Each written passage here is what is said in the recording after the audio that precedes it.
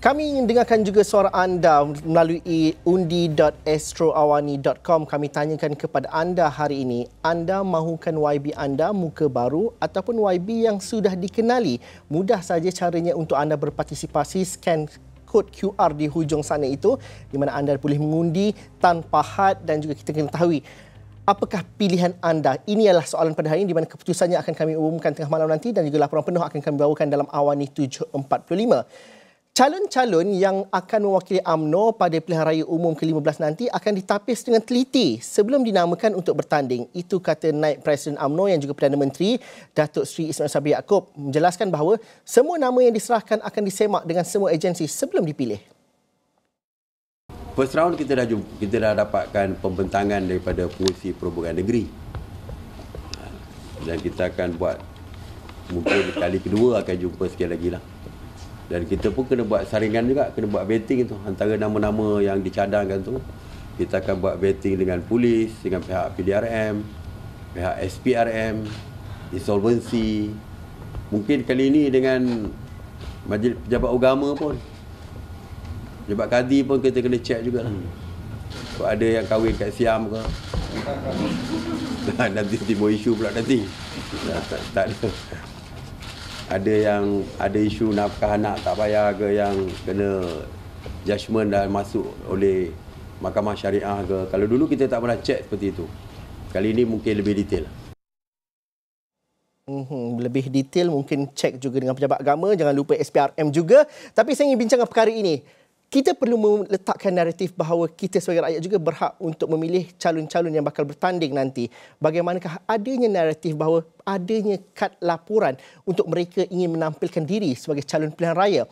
Profesor Dr. Wong Chin Huat, penganalisis politik, saintis politik bersama dengan saya pada ketika ini. Prof, selamat petang. Terima kasih kerana sudi bersama kami. Sedar tak sedar, ini adalah 10 hari menuju ke hari penamaan calon bagi parti politik. Ahli-ahli politik, ini tempoh yang paling getir untuk mereka menampilkan diri. Tapi Prof, mungkin kita dapat fahami bagaimana dalam proses demokrasi ini seorang calon yang mahu menampilkan diri itu secara kelaziman dalam politik akan melihat kepada kekananan jawatan mereka dalam parti. Tapi ini adalah pilihan raya yang cukup berbeza. Ada banyak suara yang mengatakan bahawa saya ingin memilih calon berbanding dengan parti untuk PRU kali ini. Bagaimana pentingnya untuk kad laporan bakal calon itu mungkin ada kali ini? Enak lauk ikan keli. Masih kenyang sejak tadi. Rakyat bos YB kuli.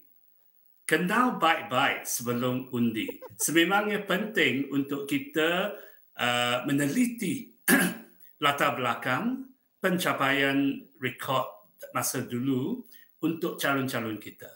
Kerana kalau kita tidak lihat report card, maka susah.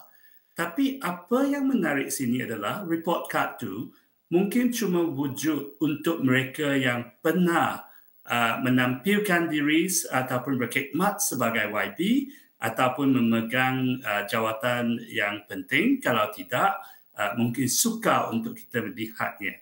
Daripada itu, saya rasa kita mungkin boleh mengambil kemudahan yang disediakan oleh masyarakat sivil, iaitu oleh Gabungan Bertindak Malaysia, GBM, yang satu inisiatif usaha daya yang dinamakan MP Profiling untuk memberikan profiling kepada kita, ahli parlimen yang sedia ada, dan juga bakal-bakal calon. Mungkin kita nanti boleh lihat pada laman ini, www.mp-profiling.info. Tapi apa yang kita... Seperti di kaca TV sekarang, kami dah paparkan Prof. Inilah websitenya di mana ada profiling untuk setiap ahli-ahli parlimen yang kita ada datanya. Ceritakan sedikit sebanyak, Prof. Kalau kita lihat daripada ke tepi, ke bahagian kiri. Ke bahagian kiri, sebelum ke tepi lagi. Di sini dia tunjukkan bahawa MP-MP yang ada. Tapi kalau kita ke tepi lagi, kita mana kita boleh lihat ada peta di mana kawasan kita, dan juga kita boleh masuk kepada apa nama ini kawasannya. Jadi kalau kita tak tahu mana tempat kita boleh lihat, Dan kalau kita ke bawah map, kita akan dapat kepada kawasan tertentu dan dia akan tunjukkan calon. Tapi sekarang pada tahap ini, kebanyakan calon belum muncul lagi. Tetapi apabila tamatnya hari penamaan, kita akan tahu calon-calon yang ada. Kalau boleh kita pergi ke P105, saya ambil sebagai contoh. P015, kejap ya. 105. 105. Yang tadi saya buka tunjukkan. konstitusinya. Ya, ke bawah. 105 ya. Ya. Kerana ini adalah kawasan Petaling Jaya yang mulanya NGO yang memulakan ini MyPJ. Sekarang di sini kita lihat dia tunjukkan berapa orang pengundi yang kita ada, data-data yang kita boleh dapat dan kemudian ke bawah lagi. Sekarang kita nampak calon yang mungkin YB Puan Maria Chin bin Abdullah adalah penyandang. Tak pasti lagi dia akan menjadi calon, tapi kalau dia calon kita boleh lihat pada rekodnya dan Dr. KJ John adalah salah seorang calon bebas yang bercadang untuk bertanding. Dan kalau kita lihat di sini, kemudian kita lihat pada manifesto demand, ini adalah antara, kerana ada satu lagi usaha daya yang dinamakan manifesto rakyat dan menampilkan apa-apa yang perlu. Jadi kalau kita bandingkan di sini, kita boleh lihat ke bawah sedikit. Ke bawah tadi. Sebentar ya. Okey, baik. Ya. Okey, ke bawah tadi. Kalau kita lihat di sini, misalnya yang pertama, LCE itu adalah pilihan raya majlis tempatan, local council election. Jadi ada yang kata maybe dan YB Maria Chin kata yes. Kemudian yang kedua adalah pemisahan antara Jabatan Peguam Negara dan juga Pendakwa Rakyat dan YB Maria kata tidak dan sebagainya. Jadi kita boleh lihat daripada segi itu apa isu yang mereka memperjuangkan. Dan banyak lagi pada tahap ini dia mula saja. Kalau kita klik masuk misalnya kepada YB Maria Chin, klik pada tempatnya. Okey. Ya, kalau kita klik pada namanya boleh tak? Boleh masuk tak? Klik pada namanya. Boleh. Ya, okey. Kalau kita tengok sini, dia telah mengumpulkan apa maklumat yang ada termasuk social medianya. Jadi kalau kita tak tahu siapa, kita boleh masuk untuk melihat dan buat penilaian kita sendiri. Dan saya mengambil maklum bahawa hampir 2/3 daripada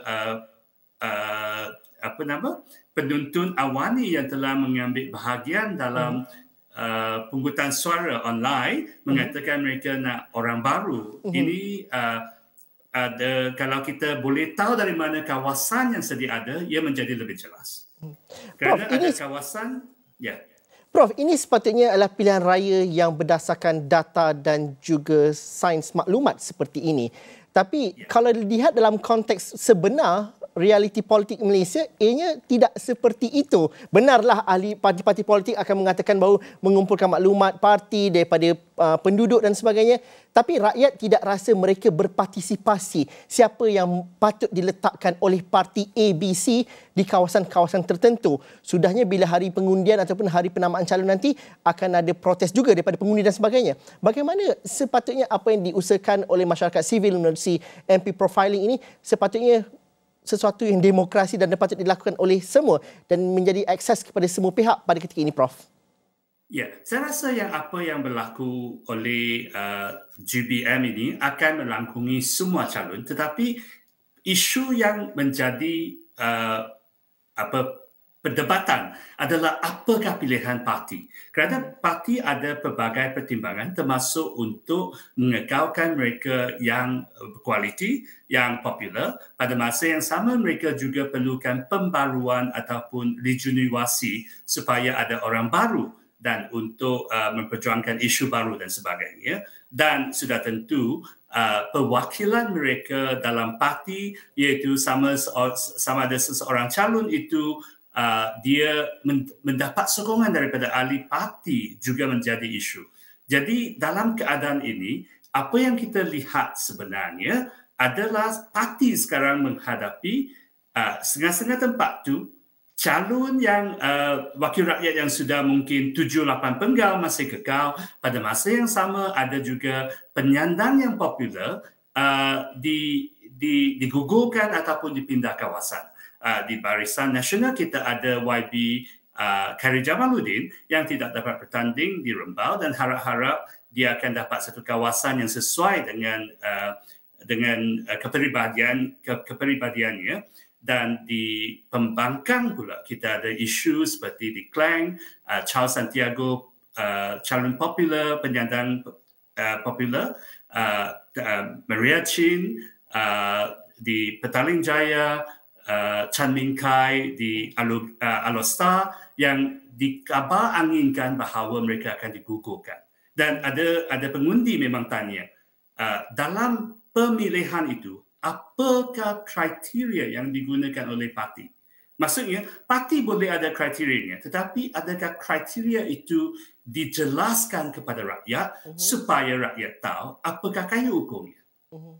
Dan Prof, bagaimana kita ingin melihat? Satu perkara ialah kita mahu seseorang wakil rakyat itu kalau buat kerja dan juga popular di kawasan parlimen itu, kita mahu mereka dikekalkan. Tapi menjadi strategi parti juga meletakkan big giant atau mereka yang bernama besar ini di kawasan-kawasan yang bertukar. Kita mengambil contoh seperti Ketua Pembangkang daripada Port Dickson yang mungkin bertukar ke Tambun contohnya. Dan juga begitu juga beberapa nama lain. Ini menjadi satu naratif politik bahawa memberi konotasi yang sedikit negatif dan juga menjadi satu buah cakap dalam politik. Tetapi dalam demokrasi yang sebenarnya, sebagai seorang saintis politik, apa yang sebenarnya sihat atau apa yang tidak sihat sebenarnya? Ya, kita boleh, bila ada kekosongan, open seat, maka parti ada lebih ruang untuk letak pada siapa. Misalnya kalau kita lihat Tambun, daripada segi PH, itu adalah kawasan kosong kerana penyandang asalnya telah pun keluar PH dan menjadi sebahagian daripada PN.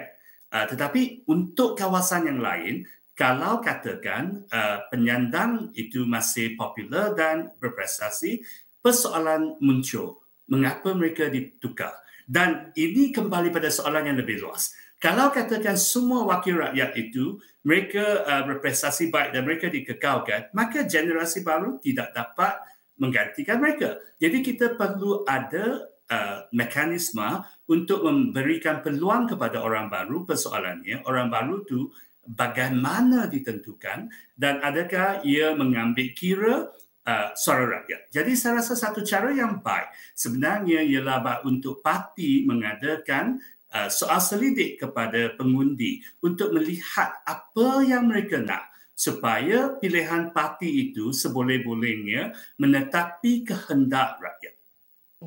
Prof, kalau kita melihat juga bagaimana aspek personality penting dalam menamakan calon parti-parti politik dan ini menjadi game changer untuk satu-satu kawasan dan juga mampu menghayunkan sokongan kepada pengundi-pengundi yang berada di atas pagar, khususnya pengundi kali pertama, khususnya pengundi-pengundi baharu. Bagaimana percaturan strategi ini dapat dilakukan dengan lebih giat lagi dalam PRU15 dengan mengambil kira kelesuan politik, dengan mengambil kira pertentangan politik yang cukup kuat dan juga drama yang berlaku selama 4-5 tahun ini. Adakah parti politik yang berani mengambil risiko menampilkan orang-orang yang bukan tradisional dalam politik tapi ada kemahiran bergelar teknokrat akan memberi kelebihan dalam PRU kali ini? Ya, saya rasa yang penting adalah parti-parti kena mengambil kira populariti teknokrat di kawasan itu. Dan kalau nak letak orang baru, mereka seharusnya fikirkan penerimaannya kerana setengah-setengah pengundi mungkin akan rasa marah apabila diletakkan orang yang mereka tak kenal langsung. Dan ini kembali kepada cadangan saya bahawa parti seharusnya mengadakan kriteria yang jelas dalam pemilihan dan bila perlu membuat soal selidik kepada suara pengundi apa yang mereka perlu. Daripada segi itu, satu isu yang kita perlu pertimbangkan ialah perubahan sistem pilihan raya kita. Kerana satu cara untuk menunjukkan orang baru tanpa melemahkan ataupun membangkitkan kemarahan ataupun ketidakpuasan pengundi ialah kita adakan sistem pilihan campuran, iaitu di selain first past the post yang kita ada, kita boleh tambahkan sebilangan kecil kerusi yang dipertandingkan atas parti. Dan parti mengemukakan senarai termasuk beberapa orang calon, dan di sana kalau katakan kita adakan negeri sebagai kawasan untuk senarai parti, misalnya di Selangor kita sekarang ada 22 kerusi, kalau katakan kita letak 11 kerusi tambahan, dan 11 kerusi tambahan tu parti boleh meletakkan orang-orang teknokrat yang ada potensi tetapi mungkin belum penuh dikenali oleh rakyat. Dengan letakkan mereka di atas senarai parti, di kedudukan yang ke depan supaya mereka boleh masuk ke Dewan dan kemudian menunjukkan kebolehan mereka pada pilihan raya yang seterusnya. Mereka yang berjaya ini boleh diletak di kawasan kerana rakyat sudah pun tahu mereka siapa. Prof, saya ada 1 minit sahaja, tapi kalau sebagai rakyat biasa, apa agaknya 3 kriteria general ataupun 3 kriteria umum yang dimahukan oleh rakyat pada ketika ini? Muka baru, muka lama, ataupun apa ciri-ciri seorang pemimpin, seorang calon untuk memajukan ataupun membawa Malaysia ke hadapan? Saya rasa yang pertama adalah kebolehan, keupayaan untuk melakukan kerja sebagai wakil rakyat, ada idea tentang undang-undang dan polisi. Yang kedua adalah integriti. Kita tak boleh memilih orang yang pandai tetapi akhirnya juga pandai mencuri wang kita. Yang ketiga adalah kepelbagaian. Parlimen kita seharusnya secara keseluruhannya mewakili rakyat. Jadi kita perlu ada lebih banyak calon wanita, lebih banyak calon orang muda, malah mungkin OKU dan minoriti yang lain, supaya parlimen kita boleh melambangkan pelbagai suara yang membentuk masyarakat Malaysia. Dan doa juga kita rakyat Malaysia supaya parlimen kita ada diskusi dan daripada ahli-ahli politik yang bijak pandai. Terima kasih Profesor Dr. Wong Ching Huat kerana sudi bersama kami dalam Malaysia Memilih jam 2 petang ini. Terima kasih juga kepada anda yang menonton selama setengah jam ini. Teruskan berpartisipasi bersama kami di astroawani.com. Anda boleh klik saja ke undi.astroawani.com dan juga anda boleh terus saja bersama rakan-rakan saya di seluruh negara pada ketika ini. Malaysia akan memilih pada 19 November nanti. Teruskan bersama kami di saluran pilihan raya anda. Assalamualaikum dan salam sejahtera. Kita jumpa lagi.